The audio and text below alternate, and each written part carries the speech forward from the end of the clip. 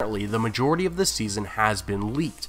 Now, the crew is still filming, but the plot lines of the major characters have been released in a detailed manner, so detailed in some parts that it seems pretty believable.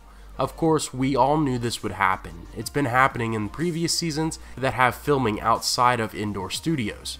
It comes with the nature of fans wanting to spoil everything, which is understandable. I will leave a link to the full breakdown of the alleged plot, but today I just want to talk about one event that supposedly takes place, and this event is in reference to Dany's Dragons. Let me throw out a massive spoiler warning to all viewers right now. Everything past this will contain potential spoilers, and I say potential because of course I cannot guarantee that this plotline is accurate, but it does sound very realistic in my opinion. Okay, now that I gave the spoiler warning, there is a major scene that is said to take place where Jon Snow, who by this time has made allies with Daenerys, takes a group of men with him to Eastwatch by the sea. Eastwatch is the easternmost castle by the wall, guarded by men of the Night's Watch. Jon's company is to include the Hound, Beric Dondarrion, Thoros of Myr, Tormund, Jorah Mormont, and Gendry. Their business there is to capture a White, which I presume is to study it and use the knowledge learned to prepare for the coming war. The surrounding areas by Eastwatch are said to be pretty active with visits from the undead. The small group does indeed encounter some undead, apparently led by the Night King. There is a fight against an undead polar bear which kills Thoros of Myr. The rest of the men become surrounded by Whites when Daenerys flies with her dragons, saving most of the men, except for Jon, who is left there to fend for himself. Supposedly, Jon almost dies again, but Benjen Stark, half white, half living, comes to the rescue where he saves Jon and sends him away on his horse.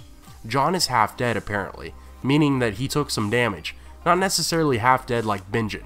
But anyway, Jon watches his uncle get destroyed as the horse carries the young king to safety. During this battle, Viserion apparently dies, but then is raised as a White only to be mounted by the Night King. And lastly, in a different event, Viserion is seen carrying the Night King toward the wall, breathing blue flames.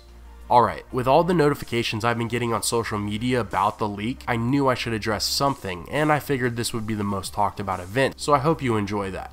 The main thing that comes from this scene is obviously Viserion's death. We've been talking about the 3 heads of the dragon theory and potential dragon riders as well. This event, if true, came out of left field because we did not think any of Dany's dragons would die this way, especially before the main battle between the living and the dead. One cool thing to add on to this horrible event will be the fact that we will see ice dragons addressed in the story. We've known from the books that there are reports of ice dragons in the Shivering Sea from sailors, and now we will have full confirmation that this race can exist in the world. I cannot stop wondering what destruction an undead Viserion can cause in comparison to when the dragon was fully alive. Dany will still have Rhaegal and Drogon, the biggest of her dragons, to help with whatever comes in Season 8. I have a feeling the magic and power of the Night King will unearth a massive force to be reckoned with in regards to his command of Viserion. I bet under the control of the icy leader, Viserion will grow super large in comparison to Rhaegal and Drogon. It has been said that ice dragons are much larger than their fire-breathing counterparts. Let me know your thoughts. Lastly, I want to give a shout out to our sponsor for today's video. Geek Fuel has delivered one of the best mystery boxes to date with their exclusive Game of Thrones Dragon Egg storage container in this month's mystery box. I got one and I have it on my desk at home for all my paper clips and rubber bands. Yes, I know, I still use paper clips, and I guess I'm just old-fashioned in that way. What's really cool about it though is that you can double the egg's use as a toothbrush holder for your children or even yourself. If you check them out, be sure to use my link in the description because you will receive a bonus Game of Thrones item in your box.